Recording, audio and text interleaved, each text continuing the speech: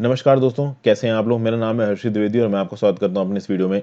California में wild Fyers लगी हैं। इस चीज़ को मैं करंट अफेयर्स में डिस्कस कर चुका हूं, बट फिर भी मैं आपको यहां पे अलग से डिस्कस कर रहा हूं। एक बहुत इंपॉर्टेंट सवाल बनता है एग्जाम्स के पर्सपेक्टिव से, और भले एग्जाम्स के पर्सपेक्टिव से ना हो दोस्तों, मैं समय समय पर वो वीडियोज़ लेके आता हूँ जो आपकी नॉलेज को इन्हांस करें। सबसे पहले तो हम ये समझेंगे कि ये जो कैलिफोर्निया स्टेट है आपका यूएसए में, यहाँ पे इतनी वाइल्ड फायर्स लगती क्यों हैं। इसकी जो लोकल ज्योग्राफी है, इस इलाके की, यहाँ पे बहुत सारे डेजर्ट्स हैं। सैंटा एना विंड्स का क्या रोल है, वहाँ का जो मैप है उसको थोड़ा सा एनालाइज करेंगे। पूरा ओवरऑल मैं आपको वाइल्ड फायर के बारे में एक आइडिया दूंगा। हालांकि वाइल्ड फायर के बारे में जो बेसिक इन्फॉर्मेशन है वो पहले मैंने बहुत सारी वीडियोस में कवर की है। यहाँ एग्जैक्टली जो कैलिफोर्निया में फायर्स आई, कैसे ये इतनी फैल गई, सैंटा एना विंड्स का क्या लेना देना है, सीजन्स का क्या लेना देना है, यूएसए में जो आज की डेट में वाइल्ड फायर्स इतनी फैल रही हैं वो क्यों फैल रही हैं, उसके बारे में हम बात करेंगे। देखिए यहाँ पे दे रखा है, dozens of extreme wind driven wild fires burn through forest and towns in US coast states, US West coast states on Thursday, destroying hundreds of homes, killing at least 9 people and forcing hundreds of thousands to flee। लोग अपना घर छोड़ छोड़ के भाग रहे हैं, इस हद तक ये फायर फैल गई। सबसे पहले तो देखते हैं कि what is actually wild fire. अच्छा, आगे बढ़ने से पहले दोस्तों, अगर वीडियोस की नोटिफिकेशन चाहिए तो मेरा टेलीग्राम चैनल ज्वाइन करिए। अगर मुझे आपके साथ कोई भी फ्यूचर अपडेट देनी होगी तो मैं टेलीग्राम पे दे दूंगा। उसके साथ साथ आप मुझसे इंस्टाग्राम पे कनेक्ट करके भी बातचीत कर सकते हैं। मेरे द्वारा बनाई गई और वीडियोस को देखने के लिए आप टेलीग्राम ग्रुप भी ज्वाइन कर सकते हैं, लिंक नीचे डिस्क्रिप्शन बॉक्स में दे रखा है। हम सबसे पहले तो बात करते हैं कि ये वाइल्ड फायर है क्या। वाइल्ड फायर कह लीजिए, चाहे वाइल्ड लैंड फायर कर लीजिए, चाहे रूरल फायर कर लीजिए, ये एक ऐसी फायर है जो कि अनप्लान्ड है। ठीक है, पता नहीं है, कभी भी लग जाएगी। अनप्लान्ड है, अनवांटेड है और अनकंट्रोल्ड है। तीन चीजें आ सकती है। अनप्लान्ड अपने आप लगती है, अनवांटेड हम चाहते नहीं है, अनकंट्रोल्ड कभी कभी इतनी ज्यादा लग जाएगी कि हम इसको कंट्रोल ही नहीं कर पाएंगे। और ये जब लगती है ना, तो इसको बहुत सारा डेड फॉडर मिल जाता है और उस डेड फॉडर को जलाती हुई चलती है ये। ओके, आप जिस जगह पे भी ये वाइल्ड फायर लगेगी, इसका नाम भी इस बात पे पड़ेगा कि उस जगह पे वेजिटेशन क्या है। जैसे कि ऑस्ट्रेलिया में इसको बोला जाता है बुश फायर। अभी रिसेंटली ऑस्ट्रेलिया में इस साल के शुरुआत में एक ऐसी ही खतरनाक बुश फायर्स लगी थी ऑस्ट्रेलिया में, बहुत ज्यादा न्यूज में था। ठीक है, अगर डेजर्ट में लगेगी तो डेजर्ट फायर बोला जाएगा, अगर फॉरेस्ट में लगेगी तो फॉरेस्ट फायर बोला जाएगा, किसी ग्रासलैंड में लगेगी तो ग्रासलैंड फायर या ग्रास फायर, पीट fire, prairie fire, vegetation fire, weld fire. Welds कहाँ मिलते हैं? साउथ अफ्रीका में मिलते हैं। तो जिस तरीके की वेजिटेशन है ग्रासलैंड से जहां पे फायर लग रही है, कहीं ना कहीं उसके नाम पे ही इस फायर का भी नाम रख दिया जाता है। तीन तरीके की वाइल्ड फायर्स होती हैं, आपको दिख सकती हैं ए बी सी। पहला ग्राउंड और surface fire, B surface fire, तीसरा ग्राउंड फायर। ग्राउंड और सब सरफेस फायर यहाँ पे आपको ए वाले फिगर में दिख रही है। नीचे देखिए, नीचे ग्राउंड पे ही आग अभी सीमित है, ऊपर की तरफ ज्यादा नहीं गई है। जब ये ऊपर की तरफ जाती है और सरफेस लिटर के साथ साथ जो अंडरग्राउंड अंडरग्रोथ है, मतलब कि कैनोपी के नीचे का जो हिस्सा होता है पेड़ का, और जब बेस को जलाती है तो उसको सरफेस फायर बोला जाता है। और जब वो कैनोपी तक पहुंच जाती है फायर, जब सबसे जो प्लांट का, ट्री का जो सबसे ऊपर का इलाका होता है ना, जो कैनोपी होती है, अगर वो जलने लगी, जैसे कि फॉर एग्जांपल यहां मैं फिगर बना देता हूं, ये अगर ट्री है तो ये ऊपर इसकी कैनोपी है। ओके, तो अगर नीचे आग लगी है बिल्कुल ही जमीन पे तो ग्राउंड और सब सरफेस फायर है। अगर नीचे के साथ साथ थोड़ा ऊपर आ गई पर कैनोपी तक नहीं पहुंची तो सरफेस फायर हो जाएगी, जिसमें सरफेस लिटर और अंडरग्रोथ जलेगा। और अगर ये ऊपर के पेड़ पौधों तक पहुंच गई, जहां तक पेड़ की हाइट जा रही है, तब ये बन जाएगी ग्राउंड फायर। ओके, तो ये तीन तरीके की वाइल्ड फायर्स होती हैं। Wild Fyers millions of acres of land को बहुत तेजी से बर्न कर सकती हैं। जो कुछ भी इनके पाथ में आता है उसको ये जलाते हुए चलते हैं। और सबसे खास बात, इनकी स्पीड होती है 14 माइल्स पर आवर। अभी 1 माइल को आप 1.6 किलोमीटर मानो, तो 14 को 1.6 से अगर आप मल्टीप्लाई करते हो तो निकल के आता है लगभग आपका 22.4 kilometre per hour. 22.4 kilometre per hour की स्पीड से ये वाइल्ड फायर आगे की तरफ चल सकती है। अब बात यह है कि अगर आप इन वाइल्ड फायर्स की स्पीड को एक ह्यूमन की स्पीड के साथ कंपेयर करो, क्या एक ह्यूमन 22 किलोमीटर प्रति घंटे की स्पीड से दौड़ सकता है? बिल्कुल दौड़ सकता है। लेकिन सवाल ये उठता है कि कितनी देर तक, आप कितनी देर तक 22 किलोमीटर प्रति आवर की स्पीड से दौड़ सकते हो? आप थक जाओगे, एक टाइम के बाद नहीं दौड़ पाओगे। तो अगर जंगल में हो आप और वाइल्ड फायर लग गई तो मोस्ट प्रॉब्ली वाइल्ड फायर आपको अपनी चपेट में ले लेगी, आप इससे बच नहीं पाओगे। अगर आप यूनाइटेड स्टेट्स की बात करो तो यूनाइटेड स्टेट्स में जो वाइल्ड फायर हैं पिछले 2 डिकेड्स में बहुत ज्यादा बढ़ी है। An average of 72,400 wild Fyers cleared an average of 7 million acres of US land each year since 2000, double the numbers caused by wildfires in the 1990s. इस स्टैटिस्टिक्स को आप नोट कर सकते हैं, काफी काम का है। इन 2015 the largest wild fire recorded in US history burn down 10 million acres of land. तो यूएस में जो वाइल्ड फायर का जो सिलसिला है ये कोई नया नहीं है। अभी की बात की जाए जो रिसेंटली हुआ ट्यूसडे को, भैया 2 मिलियन एकड़ लैंड बर्न हो चुका है सो फार इन 2020। ठीक है, आप देखिए अब तक की जो यूएसए की सबसे बड़ा वाइल्ड फायर है 2015 में जो लगा था 10 मिलियन एकड़ जला चुका था, और अभी तक ये जो कैलिफोर्निया में वाइल्ड फायर लगी है वो 2 मिलियन एकड़ जला चुकी है। ओके, आप देखोगे 200 लेबर डे विजिटर्स, ये सियरा नेशनल पार्क है। अभी मैं आपको पूरा लोकेशन दिखाऊंगा, उस लोकेशन में जो वहां के डेजर्ट्स हैं वो भी दिखाऊंगा। सेंटा एना विंड्स जो भी बेसिन एरिया है वेस्टर्न कोस्ट का, कहां कहां पे ग्रीनरी है, कहां कहां पे डेजर्ट है, सब दिखाऊंगा, थोड़ा रुकिए। तो भैया ये सियरा नेशनल फॉरेस्ट है वहां पे कैलिफोर्निया में, वहां पे विजिटर्स गए थे। आपको मैंने पहले ही बताया था कि ये जो यूएसए में लोग होते हैं वो कैंपिंग करते हैं, तो फॉरेस्ट के अंदर कैंपिंग करते हैं, तो फॉरेस्ट के अंदर अपने तंबू वंबू लेके जाएंगे, वहीं पे बारबेक्यू लगाएंगे, खाना ना पकाएंगे, टेंट में सो जाएंगे फॉरेस्ट के बीच में। काफी सेफ होता है वहां पे, फॉरेस्ट अथॉरिटीज घूमती वगैरह रहती हैं, जंगल जानवरों को कोई डर नहीं है, प्रॉपर डिफाइंड एरिया है जहां पे ये लोग कैंपिंग करते हैं। अभी हुआ क्या कि वहां पे आग लग गई, आग लग गई तो भैया वहां पे जो लोग भी कैंपिंग कर रहे थे वो तो पहले वहां से भागे। ऑब्वियसली बात है, इन फॉरेस्ट के आसपास बहुत सारे लोग रहते भी, उनके घर है, वो भी वहां से भागे।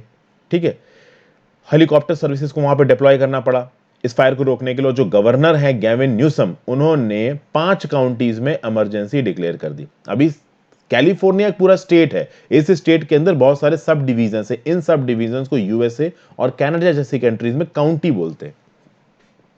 फिर आप बात करोगे हाई टेम्परेचर, भैया आग लगी तो आग की वजह से टेम्परेचर तो बढ़ेगा ही, और विंड्स तेज चल रही हैं। अभी के लिए यहाँ पे जो कंडीशन बहुत ज्यादा वर्स हो गई, वो वर्स इसलिए हो गई चूंकि आग कंट्रोल में नहीं आ रही। और आग क्यों नहीं कंट्रोल में आ रही? क्योंकि विंड बहुत तेज बह रही है, तो वो विंड आग को और दूर दूर के इलाकों में फैला रही है और टेम्परेचर बढ़ते ही जा रहे हैं। कहा जा रहा है कि लॉस एंजलस काउंटी है, उसने 121 डिग्री टेम्परेचर हिट किया। ये 121 डिग्री फ़ारेनहाइट है, ठीक है ना, ऑब्वियसली ये फ़ारेनहाइट ही होगा। लमसम 50 डिग्री टेम्परेचर वहां पहुंच गया। डेथ वैली में 130 डिग्री फ़ारेनहाइट टेम्परेचर पहुंच गया, मतलब 50 डिग्री के भी बहुत ऊपर चला गया। तो भैया प्लैनेट पे हाईएस्ट रिकॉर्डेड टेम्परेचर है, ऐसा ये बोला जा रहा है। ओके, आप देखोगे रेजिडेंट्स जो आसपास की जगहों पे रहते थे उनके घर जल गए, वो वहां से छोड़ के भाग गए।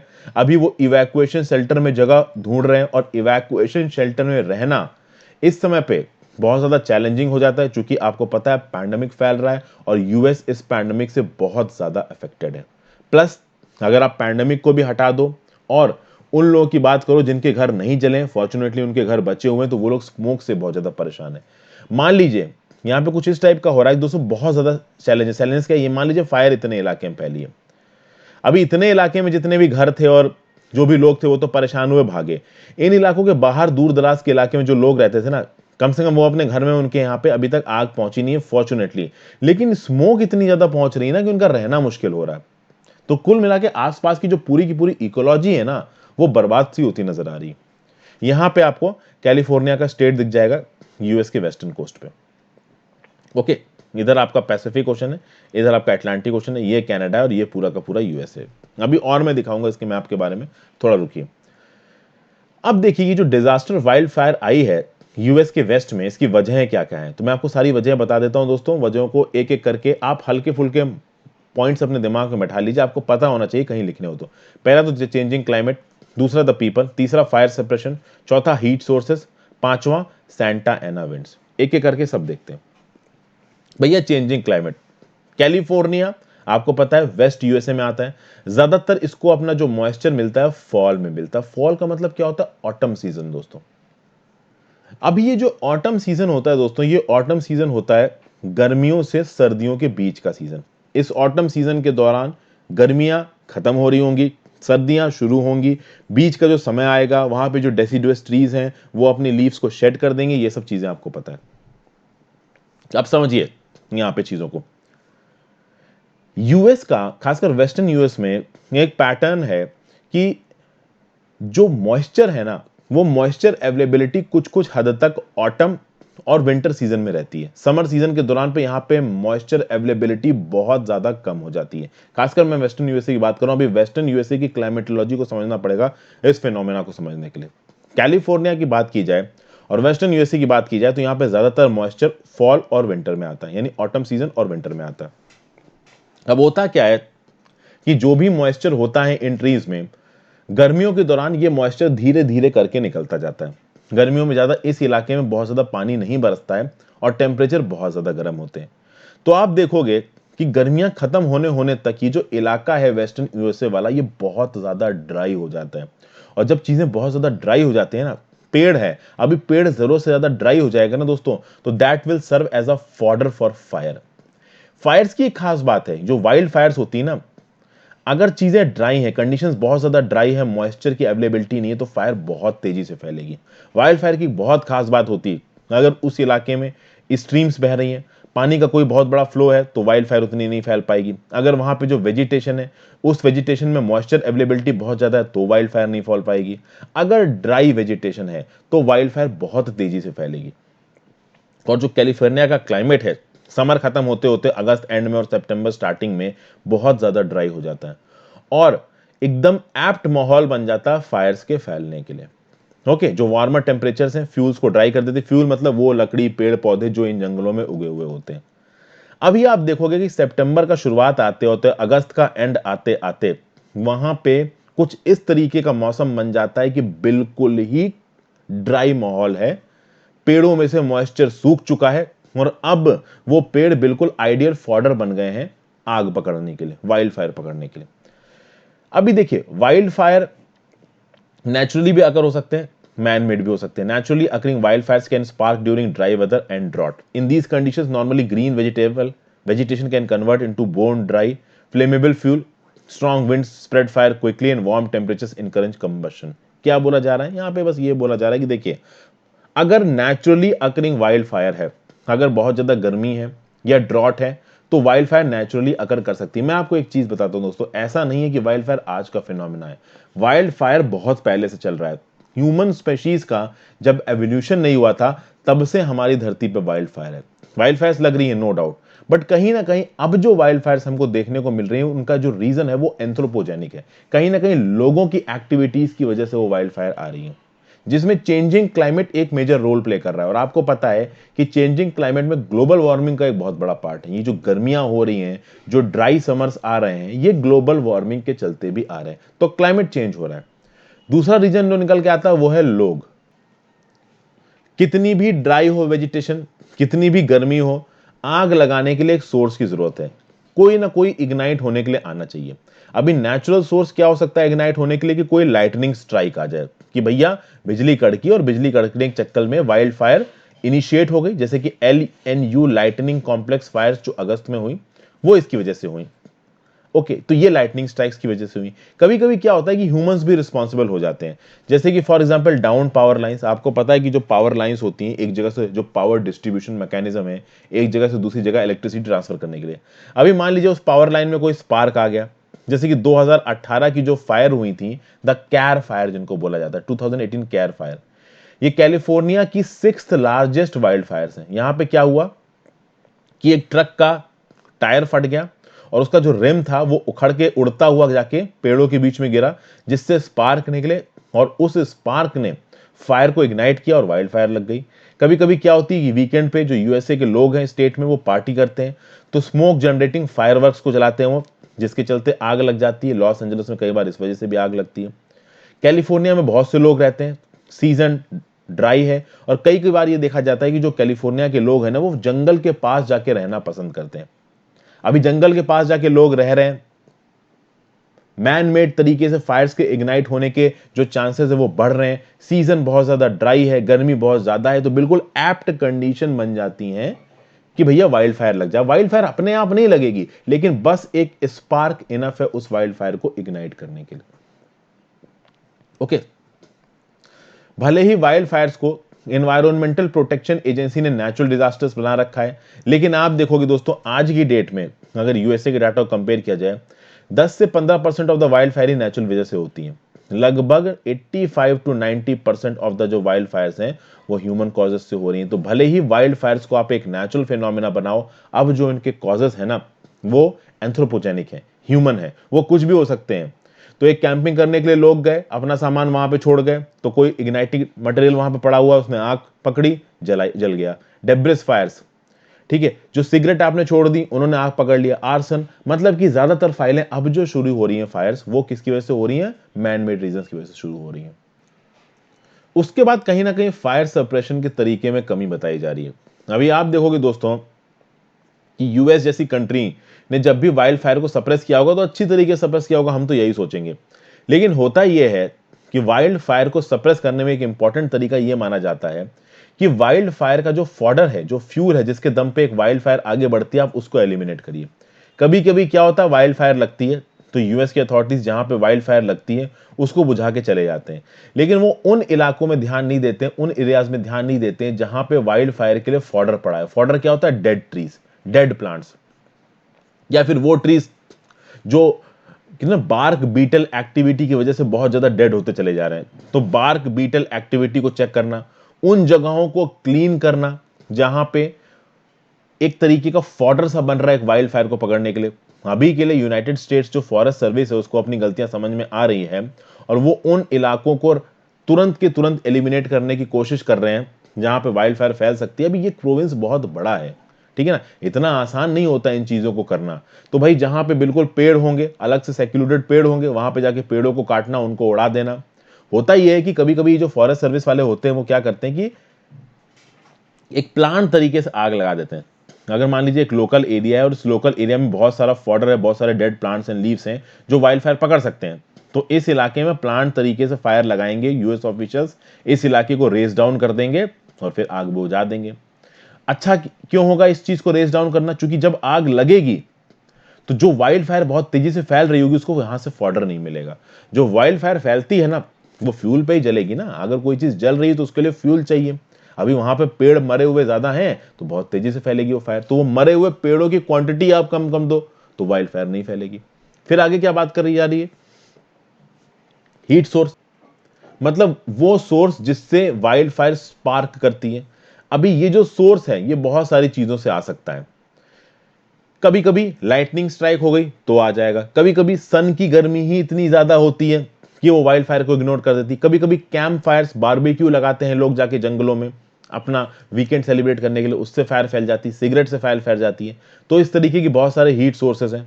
मॉन्टेहू, इडाहू, वाशिंगटन, कोलोराडो, ओरेगॉन, कैलिफोर्निया, ये सब आसपास हैं, यहाँ पे इस तरीके की फायर्स देखी गई हैं। इनफैक्ट यूएस के ज्यादातर स्टेट्स में वाइल्ड फायर्स देखी गई और दुनिया भर में वाइल्ड फायर्स देखी जाती हैं। अब मेन चीज है सैंटा एना विंड्स। सैंटा एना विंड्स को मैं आपको समझाता हूं। सबसे पहले तो दोस्तों आप इस नक्शे को देखिए, आपको यूएसए दिख रहा है, यूएसए का वेस्टर्न एंड दिख रहा है, आपको कैलिफोर्निया स्टेट भी दिख रहा होगा।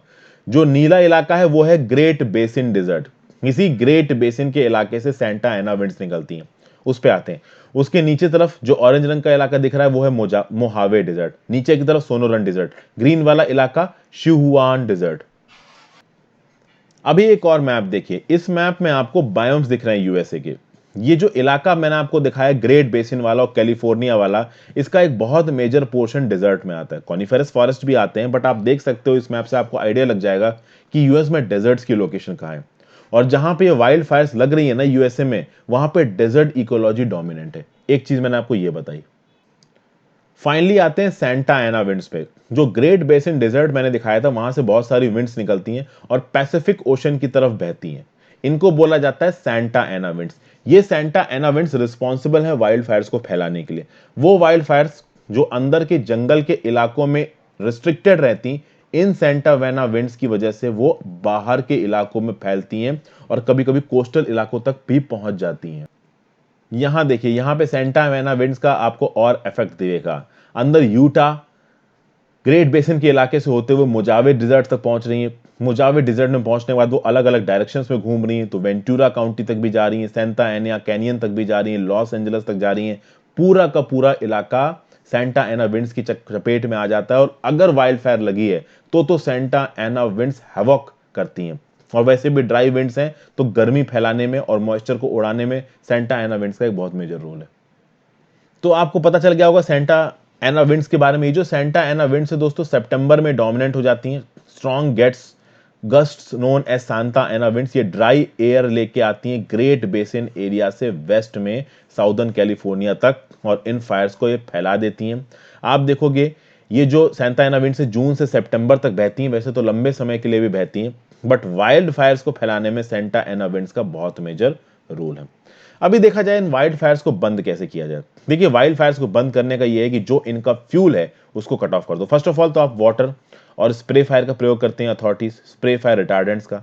कभी कभी क्या करते हैं कि फायर फाइटर्स टीम में काम करते हैं और hot shots, often called hot shots, इन हॉटशॉट टीम का काम क्या होता है कि भैया आप एक काम करो, बैकफायर को क्रिएट करके ये जो वाइल्ड फायर फैल रही है इसके फ्यूल को कट ऑफ कर दो। तो मान लो इस इलाके से वाइल्ड फायर शुरू हुई और वो इस डायरेक्शन में फैल रही है, तो इधर दूर दूर के इलाकों में जो भी फॉर्डर वाली जगह है जहां के पेड़ों को जला के ये वाइल्ड फायर और डोमिनेंट हो जाती है, जल्दी से ये अथॉरिटीज क्या करती हैं कि इन इलाकों की जगहों पे जला के इनको रेज कर देती हैं। मतलब क्या होगा ये वाइल्ड फायर जो कि एक जगह से शुरू हुई है, ये जब फैलना शुरू करेगी ना तो ये बीच बीच में अपने फॉर्डर के चलते और स्ट्रांग होती जाएगी। अभी इसकी स्ट्रेंथ को रोकना है तो जो भी इसका फ्यूल है, जो भी वो डेड प्लांट्स एंड एनिमल्स हैं, अगर आप उनको एलिमिनेट कर दो तो वाइल्ड फायर भी ऑटोमेटिकली कमजोर पड़ जाएगी।